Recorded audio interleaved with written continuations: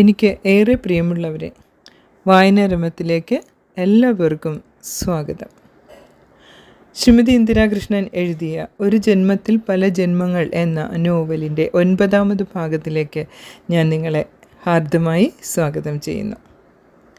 ഇതിലെ ഒത്തിരി കഥാപാത്രങ്ങളുണ്ട്, സത്യമാണ്. അപ്പോൾ പലർക്കും അതങ്ങോട്ട് മനസ്സിൽ നിൽക്കുന്നില്ല എന്ന് പറഞ്ഞു. അതൊരു പക്ഷേ എൻ്റെ ഭാഗത്തു നിന്ന് അത് താമസിച്ച് ചെയ്യുന്നത് കൊണ്ടും ആവാം. ശാന്തയാണ് ഇതിലെ നായിക. അവരാണ് ഈ കഥ പറഞ്ഞുകൊണ്ടു പോകുന്നത്. പിന്നെ ശാന്തയുടെ ജോലിക്കാരിയായി വരുന്ന ഹോം നഴ്സായി വരുന്ന സ്റ്റെല്ലയാണ്. അവർക്ക് 3 പേരുണ്ട് എന്ന് പറയുന്നു. അതിൽ തങ്കുവാണ് യഥാർത്ഥത്തിലുള്ള ആ സ്ത്രീ. പിന്നെ ശാന്തയുടെ കൂട്ടുകാരി ജസ്സിയുടെ മകൾ ഒരു അഡ്വക്കേറ്റ്. പിന്നെ ഈ സ്റ്റെല്ലയുടെ മകൾ ഇപ്പോൾ ഡോക്ടറാണ്. പിന്നെ പറഞ്ഞ മല്ലിക, ഹേമ ഒക്കെ. മല്ലിക അവരുടെ അനുജത്തിയാണ്. ഹേമ സഹോദരൻ്റെ ഭാര്യയാണ്. അപ്പോൾ ഇനി വരുന്ന കഥയിൽ അതുപോലെ ഞാൻ പറയാം എന്നുദ്ദേശിക്കുന്നു. നിങ്ങളൊന്ന് അഭിപ്രായം പറയണേ. അപ്പോൾ നമുക്ക് അടുത്ത ഭാഗത്തിലേക്ക് കടന്നാലോ? 9ാം ഭാഗത്തിലേക്ക് എല്ലാവർക്കും സ്വാഗതം.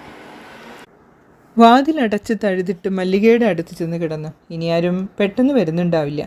സംസ്കാരം കഴിഞ്ഞ് വരുന്നവർ 3 മണിയൊക്കെ ആകും. മല്ലിക ഉറക്കം തന്നെ. കുറച്ച് കഴിഞ്ഞപ്പോൾ കോളിംഗ് ബെൽ അടിച്ചു. ഉമ്മറത്ത് ചെന്നപ്പോൾ കാറിൽ വന്ന 2 ചെറുപ്പക്കാർ. മല്ലികമ്മയെ കാണാൻ വന്നതാ. കയറിയിരിക്കൂ. മാഡം മല്ലികമ്മയുടെ ആരാ? കൂടെ വന്ന ചെറുപ്പക്കാരൻ. ചേച്ചി. മാഡം എന്നെ മറന്നു കാണും. ഞാൻ മാഡത്തിൻ്റെ ഓഫീസിൽ ടെമ്പററി ആയി ജോലി എടുത്തിട്ടുണ്ട്. സുകുമാരൻ. ഓ, ഇപ്പോൾ ഓർമ്മ വന്നു. 25 കൊല്ലം മുമ്പല്ലേ? അതെ, ഞങ്ങൾ വരുന്നത് ഡിസ്ട്രിക്ട് കോപ്പറേറ്റീവ് ബാങ്കിൽ നിന്നാണ്. മല്ലിക മാഡത്തിൻ്റെ ഭർത്താവ് മരിച്ചുപോയി അല്ലേ? സുകുമാരൻ. അങ്ങനെ ഉണ്ടായി.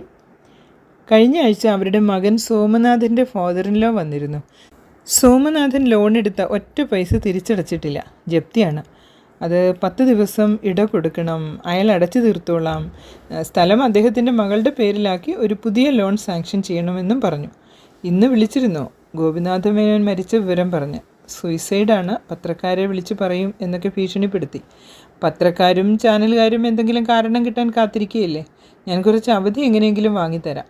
പ്രശ്നം ഉണ്ടാക്കില്ലെന്ന് മാഡത്തിനെ കണ്ട് പറയാൻ വന്നതാ. ഇവിടെ ഒരു ചാനലുകാരും കയറി മെയില്ല. അത് ഞാൻ ഏറ്റു. അങ്ങോട്ട് മരിച്ചതും ലോണുമായി ഒരു ബന്ധവുമില്ല. പിന്നെ ആ കക്ഷി ലോൺ അടയ്ക്കാൻ വന്നാൽ ഒറ്റ പൈസ അടപ്പിക്കണ്ട, ഞാൻ അടച്ചു തീർത്തോളാം. അയാൾ വരാണെങ്കിൽ മല്ലിക അമ്മ ലോൺ അടയ്ക്കാനില്ല, ജപ്തി നടപടി ആരംഭിച്ചോളാൻ പറഞ്ഞെന്ന് പറഞ്ഞാൽ മതി. 16 ദിവസം കഴിഞ്ഞാൽ ഞാനും അവളും കൂടി വന്നേക്കാം.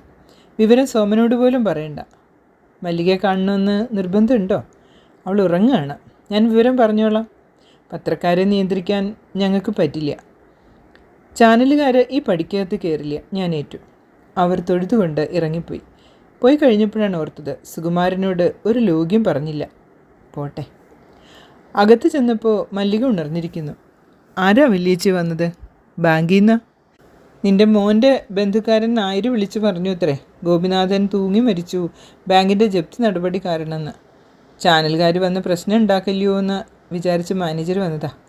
ആരും ഈ പടി കിടക്കാതെ ഞാൻ നോക്കിക്കൊള്ളാം. ആ മോശകോടൻ പൈസ അടയ്ക്കാൻ വന്നാൽ വാങ്ങണ്ട. മല്ലിക പറഞ്ഞത് ജപ്തി ചെയ്തോളാനാണ് എന്ന് പറഞ്ഞോളാൻ പറഞ്ഞു. അയാൾക്ക് സ്ഥലം മോളുടെ പേരിലാക്കി വീണ്ടും ആ തുക സോമൻ്റെ പേരിൽ ലോൺ എടുക്കാൻ പറഞ്ഞിട്ടുണ്ടത്രേ. ചെറ്റ. എൻ്റെ നായർ കൊള്ളരുതാത്തവനാ. എന്നാലും ഈ അരപ്പേക്കാളും എത്രയോ ഭേദാ. അവൻ നല്ല കുട്ടിയായിരുന്നു. അത്യാവശ്യം പൈസയൊക്കെ കിട്ടിയിരുന്നു. പെണ്ണൊരുത്തിയും കുടുംബക്കാരും കൂടി പിരി കയറ്റി ജോലി റിസൈൻ ചെയ്യിച്ച് ബിസിനസ്സുകാരനാക്കിയതാ. കാറും പത്രാസും അവളുടെ ധാരാളിത്തവും കൂടി അവൻ അട്ടത്ത് കയറി. അവനും കുടുംബം നോക്കാൻ അറിയാണ്ടല്ലേ. അമ്മയുടെ കിടക്കാടം പണയം വെച്ചാണ് അത് തിരിച്ചടയ്ക്കണമെന്ന ബോധം അവനുണ്ടായില്ലല്ലോ. 30 വയസ്സ് കഴിഞ്ഞു. ഇനി എന്ന് ബുദ്ധി ഉറയ്ക്കാനാ? എന്താ അച്ഛാ ചെയ്യിച്ചോട്ടെ. ചേച്ചിയോട് ഒറ്റ പൈസ ചോദിക്കില്ല എന്ന് ഞാൻ തീർത്ത് പറഞ്ഞു. തട്ടിപ്പറിക്കണേനും ഒരു കണക്ക് വേണ്ടേ? അപ്പോഴാ അമ്മായിയപ്പൻ്റെ അവതാരം. ഇന്നല്ലെങ്കിൽ നാളെ ജീവൻ പോണ്ടതാ. ലിവറൊക്കെ പോയി. ഈ തൂങ്ങാണ്ട ബുദ്ധി കാരണം അയാളുടെ ഭർത്താവിനും തൂങ്ങിച്ചത്തൂടെയെന്ന് വാക്കാൽ പറഞ്ഞില്ല എന്ന് മാത്രം. അത്രയും അപമാനിച്ചു. നീ സമാധാനിക്ക. നിന്നെ ഞങ്ങൾ ഉപേക്ഷിക്കില്ല. പക്ഷേ ഈ അലവലാദികളെ ഒരു പാഠം പഠിപ്പിക്കണം. നീയും കുറച്ച് മാറണം. ഇപ്പോൾ ഒന്നും ചിന്തിക്കേണ്ട. വല്ലതും വരുത്തി വെച്ചാൽ ഒരാൾ തുണയില്ല. സ്റ്റെല്ല അവളുടെ മകളുടെ അടുത്ത് പോയി. അവളുടെ അമ്മ കിടപ്പാ. ഇന്ന് കാണാൻ പോകാൻ വിചാരിച്ചതാ. അപ്പോഴല്ലേ ഇങ്ങനെ വന്നതാ. ഇപ്പോഴ് നിന്നോട് പറയാൻ പാടില്ലാത്തതാ. നിൻ്റെ പിടിപ്പുകേട് കൊണ്ടാ മക്കളും വളർന്നത്. നിനക്ക് ഗോപിയോട് നോ പറയാൻ പറ്റില്ലായിരുന്നു. അത് തന്നെ സോമനും പറ്റി. അവനും ഭാര്യ പറഞ്ഞത് വേദവാക്യമായിപ്പോയി. ഇനിയിപ്പോഴ് ഒന്നും പറഞ്ഞിട്ട് കാര്യമില്ല. ഞങ്ങൾ ഡീൽ ചെയ്തോളാം. നീ ഭർത്താവ് മരിച്ച സങ്കടത്തിലല്ലേ? ഇവിടെ കിടന്നാൽ മതി. ആരെങ്കിലും തന്നെങ്കിൽ കഴിക്കാം. ഇല്ലെങ്കിൽ വഴി ഞാൻ കണ്ടിട്ടുണ്ട്. വയ്യെങ്കിലും നാളെ മാഷ് വരും. ഞങ്ങൾ സംസാരിച്ചോളാം. കിടന്നോ. ഇപ്പോൾ എഴുന്നള്ളും മരുവളും നാത്തൂനും. ഞാനും കിടക്കാൻ പോകണം. 4 മണിയായപ്പോഴാണ് കാറ് മുറ്റത്ത് വന്ന് നിന്നത്. വാതിൽ തുറന്നു കൊടുത്തു. മല്ലികയുടെ 2 ആൺമക്കളും സോമൻ്റെ ഭാര്യയും ഹേമയും ഇറങ്ങി. ഡ്രൈവിംഗ് സീറ്റിൽ നിന്ന് അല്പം പ്രായമായ ഒരാൾ ഇറങ്ങി. കണ്ടു പരിചയം തോന്നി. അയാൾ കയറിവെന്ന് കൈകൂപ്പി. ഞാൻ ശേഖരൻ, ഗോപിയുടെ അമ്മാവൻ്റെ മകനാ. ഞങ്ങൾ ഒരുമിച്ച് വളർന്നതാ. കുവൈറ്റിലും ഒരുമിച്ചായിരുന്നു. എനിക്ക് പരിചയം തോന്നി. ഞാൻ ഗോപിയുടെ ഒപ്പം പലപ്പോഴും വന്നിട്ടുണ്ട്. ശേഖരൻ അകത്തേക്കിരിക്കൂ. കുട്ടികൾ 2 പേരും പരവശരായിരുന്നു. മല്ലികയുടെ മുറിയിലേക്ക് പോയി. ഹേമേ, സാവിത്രി കഞ്ഞി കൊണ്ടുവച്ചിട്ടുണ്ട്. കുട്ടികളെ വിളിച്ച് കഴിക്കൂ. ഞങ്ങളും ഭക്ഷണം കഴിച്ചു വല്യേച്ചി. നിർബന്ധിച്ച് കഴിപ്പിച്ചു ഈ ഏട്ടൻ. അത് നന്നായി. കഞ്ഞി വൈകുന്നേരം എടുക്കാം. എനിക്ക് മല്ലിക ഒന്ന് കാണണം. ഇന്നലെ ഗോപി കുറച്ച് ഡോക്യുമെൻറ്റ്സ് എൻ്റെ കയ്യിൽ തന്നിട്ടുണ്ട്. ഇന്നലെ ഉച്ചയ്ക്ക് അവിടെ നിന്നാണ് ഊണ് കഴിച്ചത്. ഇങ്ങനൊരവസ്ഥ അവൻ എന്നോട് പറഞ്ഞില്ല. നാളെ പോലീസുകാരെ കൂട്ടി വരാം. അപ്പോൾ ഈ കണക്കൊക്കെ ആവശ്യം വരും. ശേഖരനും വരണമെന്ന് പറഞ്ഞു. ഇങ്ങനെ പ്രവർത്തിക്കുമെന്ന് ചിന്തിച്ചില്ല. അവന് സുഖമില്ല. ചികിത്സയ്ക്ക് കുറച്ച് കാശ് വേണം. അതിനായി തറവാട്ടിൽ വന്നതാ. ചേച്ചി വളരെ മോശമായിട്ടാണ് അത്ര അവനോട് പറഞ്ഞത്. അമ്മയുടെ കാലം കഴിയാണ്ട് ഒറ്റ പൈസ തരില്ല എന്ന് പറഞ്ഞു. അവനത് വലിയ സങ്കടമായി. ഗോപിയുടെ മറ്റേ സിസ്റ്ററിന് 50 ലക്ഷം കൊടുത്ത് ഒഴിമുറി വാങ്ങി വെച്ചു. എന്നിട്ടാണ് ഇവനെ തഴഞ്ഞത്.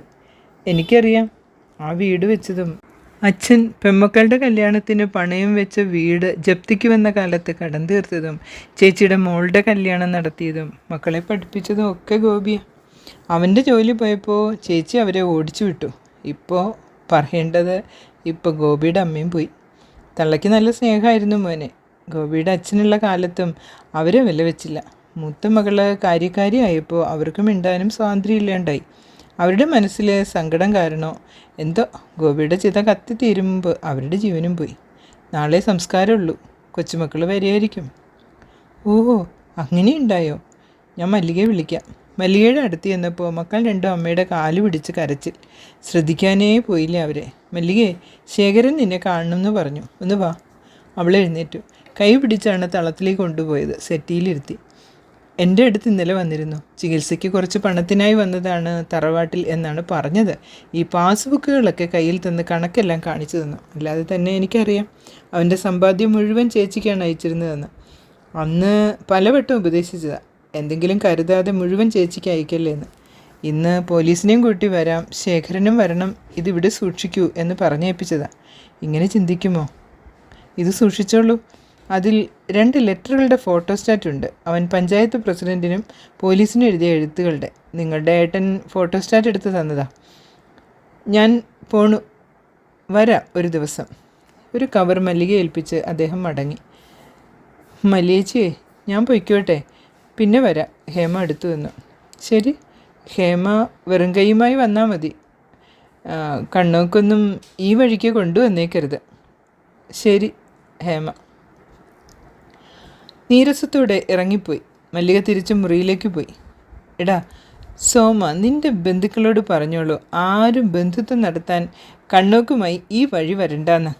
ലോൺ തീർക്കാൻ നിൻ്റെ അമ്മായിയപ്പൻ ബുദ്ധിമുട്ടുണ്ടാന്ന് പറഞ്ഞോളൂ. ഞാൻ കൊടുത്ത കടം ഞാൻ വീട്ടണില്ല. എൻ്റെ സഹോദരിയും അമ്മയും കൂടി തന്ന വീടാ. പൊയ്ക്കോട്ടെ. ഇന്നിറങ്ങാനും ഞാൻ റെഡി. മല്ലിക, നീ മിണ്ടാതെ പോയി കിടക്ക്. പ്രഷർ കൂടി വീഴ്ചയാവണ്ട. കൊണ്ടുപോയി കിടത്തി. ഞാൻ കഞ്ഞി കൊണ്ടുവരാം, കുടിച്ചോളൂ. ഭക്ഷണം കഴിക്കാണ്ട് ഗുമ്മൻ ഇളകണ്ട. ഞാൻ അങ്ങോട്ട് വരാം ചേച്ചി, ഇങ്ങോട്ട് കൊണ്ടുവരണ്ട. ചേച്ചിക്കും കുടിക്കണ്ടേ? 2 പേരും കൂടി അടുക്കള തളത്തിലിരുന്ന് തന്നെ കഞ്ഞി കുടിച്ചു. കഞ്ഞി ചൂടാറിയിരുന്നില്ല. തേങ്ങ ചുട്ടരത്ത ചമ്മന്തിയും നേന്ത്രക്കായയും പയറും മെഴുക്ക് പുരട്ടിയും. നല്ല രുചി. മല്ലികയും നന്നായി കഞ്ഞി കുടിച്ചു. വൈകുന്നേരത്തിന് സാവിത്രി കൊണ്ടുവന്ന കഞ്ഞി ബാക്കിയുണ്ട്. നാളെ രാവിലേക്ക് എന്താണ് മക്കളുടെ ഭാവം എന്നറിയട്ടെ. മരുമകളുണ്ടല്ലോ അന്വേഷിക്കാൻ. സ്റ്റെല്ല പ്രത്യേകം ഓർമ്മിപ്പിച്ചിരുന്നു മരുന്ന് കഴിക്കാൻ. ബാഗിൽ നിന്ന് മരുന്നെടുത്ത് കഴിച്ചു. ഡോക്ടർ നളിനി ഗോവിന്ദ് എന്ന ബോർഡ് വെച്ച വീടിന് മുന്നിൽ ഓട്ടോ നിർത്തി. ഓട്ടോക്കാരൻ ആ ഭാഗമൊക്കെ നല്ല പരിചയം. കൂലി കൊടുത്ത് ആളെ വിട്ടു. വീടിൻ്റെ മുന്നിലെത്തി കോളിംഗ് ബെൽ അടിച്ചു. ഒരു പെൺകുട്ടി ജനൽ തുറന്നെത്തി. നോക്കി. കാത്തുവിൻ്റെ ചായ. ഞാൻ തങ്കു. അയ്യോ, എളയമ്മ വാ. അവൾ വാതിൽ തുറന്നു തന്നു. മനസ്സിലാവാതെ ചോദിച്ചതാട്ടാ. മേമ്മ പറഞ്ഞു വരുന്ന്. അമ്മ എവിടെയാണ് കിടക്കണേ? വരൂ. ബാഗ് താഴെ വെച്ച് അവളുടെ പിന്നാലെ പോയി. മുറിയിൽ കിടന്നപ്പോൾ കട്ടിലിൽ കിടക്കുന്ന രൂപം പഴയതിലും തടിച്ചിട്ടുണ്ട്, വെളുത്തിട്ടുണ്ട്. മുടി ഒറ്റ ഇഴ നരച്ചിട്ടില്ല. കണ്ണും വിഴിച്ച് കിടക്കണം. ചെന്ന് കാൽക്കൽ കട്ടിലിൽ തന്നെ ഇരുന്നു. കയ്യിലെടുത്ത് മുഖത്ത് തുറിച്ചു നോക്കുന്നു. ഒരു ഭാവവ്യത്യാസവും ഇല്ല. പണ്ടും അങ്ങനെ തന്നെയായിരുന്നു. അമ്മമ്മയ്ക്ക് മനസ്സിലായോ ആരാന്ന്? അമ്മമ്മയുടെ തങ്കു. തങ്കു തങ്കു തങ്കു ആ കുട്ടി ഉറക്കെ ചെവിയിൽ പറഞ്ഞു. തങ്കു അവ്യക്തമായി പറഞ്ഞു. അമ്മമ്മ മിണ്ടി. ഈശ്വര, അമ്മമ്മ മിണ്ടി കേട്ടോ. ഞാൻ മേമയെ വിളിച്ച് പറയട്ടെ. എത്ര കാലമായി അമ്മമ്മ മിണ്ടിയിട്ട്. അവൾ ഫോണെടുക്കാൻ ഓടി. നെറ്റിയിൽ ഉമ്മ വയ്ക്കാനാണ് തോന്നിയത്. തിരുതരെ ഉമ്മ വെച്ചു. കുട്ടിക്കാലത്ത് കൊടുക്കാത്തതും കിട്ടാത്തതും. 2 കണ്ണിൽ നിന്നും ധാരധാരയായി കണ്ണീരൊഴുകി. സാരി തലപ്പ് കൊണ്ട് ഒപ്പി. കൈയും കാലും തലോടിക്കൊണ്ട് അടുത്തിരുന്നു. മേമ വരാന്ന് നേരത്തേന്ന് പറഞ്ഞിട്ടുണ്ട്. പിന്നെ വല്ലതും മിണ്ടിയോ? അവൾ. ഇല്ല മോളെ, കരഞ്ഞു. അത് പതിവാ, വെറുതെ കരയും. മോളുടെ പേരെന്താ? മീനാന്നാ. എളമ്മേ, ഞാനിത്തിരി ചായ വയ്ക്കാം. വേണ്ട മോളെ, ഞാനിപ്പോൾ കഞ്ഞി കുടിച്ചേ ഉള്ളൂ. ഞാൻ നിൽക്കുന്നിടത്തെ അമ്മയുടെ അനിയൻ മരിച്ചു. ഞങ്ങളിന്ന് ഇങ്ങോട്ട് വരണമെന്ന് പ്ലാനിട്ടതാ. അപ്പോഴാണ് രാവിലെ ഫോൺ. അമ്മ കുറച്ച് ദിവസം അവിടെ ആവും. അപ്പോൾ ഞാനിങ്ങോട്ട് പോകുന്നതാ. ഉയരോടെ കാണാൻ പറ്റിയല്ലോ. ഭക്ഷണം കഴിക്കുമോ? ഭക്ഷണം നല്ലോണം കഴിക്കും. നമ്മൾ കൊടുക്കണത് നിർത്തണം. ഇപ്പോഴ് കണക്ക് വെച്ച് കൊടുക്കുക. അധികം തടിച്ചാൽ താങ്ങാൻ വിഷമം വരും. പൊട്ടാണ്ടേ നോക്കണ്ടേ? മീന. വയറ് നിറച്ച് ഭക്ഷണം കഴിക്കാൻ കൊതിച്ച് എത്ര കാലം. എന്നും ഓരോ കുട്ടി വയറ്റിലും. പാവം. ഞങ്ങൾ കാണുന്ന കാലത്തും അമ്മാമ്മയ്ക്ക് സുഖ, ഒന്നിനും മുട്ടില്ല. മാമന്മാരെ കൊഞ്ചിച്ച് പിന്നാലെ നടക്കും. ഡ്രസ്സൊക്കെ എൻ്റെ അമ്മയ്ക്ക് കൊടുക്കും. മേമമാരും വരുമ്പോൾ വലിയ ഇഷ്ടമാണ് അമ്മാമ്മേനെ.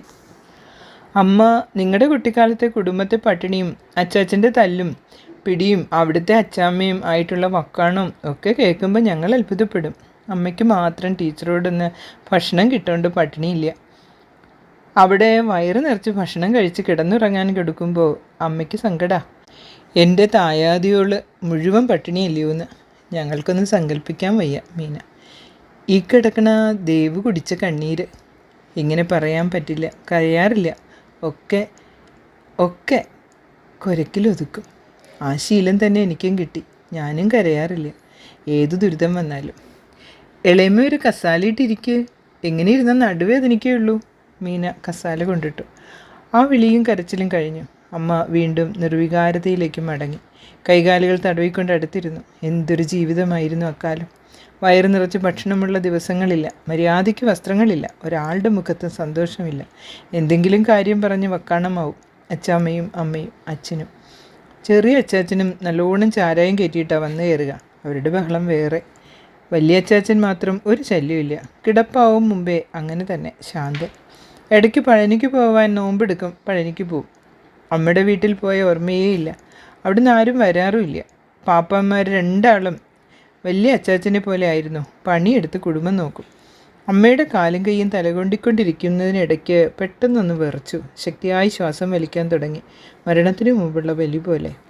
മോളെ മീനെ. മീന ഓടി വന്നു. അമ്മമ്മയ്ക്കൊരു മാറ്റം കണ്ടില്ലേ? മേമയെ വിളിക്കുക. മേമ പോന്നിട്ടുണ്ടാവും. ഇപ്പം എത്തും. ഞാൻ ഗുളിക ചാലിച്ചു കൊണ്ടുവരാം. മേമ ഗുളിക വാങ്ങി വെച്ചിട്ടുണ്ട്. മിമ്മിട്ടം വരുമ്പോൾ ജീരക കഷായത്തിൽ ചാലിച്ച് കൊടുക്കാൻ പറഞ്ഞിട്ടുണ്ട്. അവൾ പെട്ടെന്ന് പറഞ്ഞു. മരുന്നുമായി വന്നു. വായിൽ ഒറ്റിച്ചു കൊടുത്തു. അധികം കൊടുത്താൽ ശിരസിൽ കയറും. കഴിഞ്ഞ കാലത്തെ രോഗികളെ നോക്കിയുള്ള പരിചയം കുറേ അറിവുകൾ കിട്ടിയിട്ടുണ്ട്. ലക്ഷണം കണ്ട അമ്മ പോവാനുള്ള തയ്യാറെടുപ്പിൽ. തങ്കുവിനെ കാണാൻ കാത്തു കിടന്നതാവും. തമ്പുരാട്ടിയമ്മേ, എന്തൊക്കെയാ സംഭവിക്കണത്? സ്നേഹം അനുഭവിക്കാൻ 2 ആൾക്കും യോഗം ഉണ്ടായില്ലല്ലോ. ഏറെ പ്രിയമുള്ളവരെ, ഇന്നത്തെ വായന ഇവിടെ അവസാനിപ്പിക്കുന്നു. ഇനിയും 1, 2 അല്ലെങ്കിൽ 3 ലക്കം കൂടി ഉണ്ടാവും. നിങ്ങളുടെ സപ്പോർട്ടിന് ഒത്തിരി നന്ദി പറയുന്നു. എല്ലാവർക്കും സുഖമായിരിക്കുന്നു എന്ന് കരുതുന്നു. അപ്പോൾ അടുത്ത ലക്കത്തിൽ കാണാം.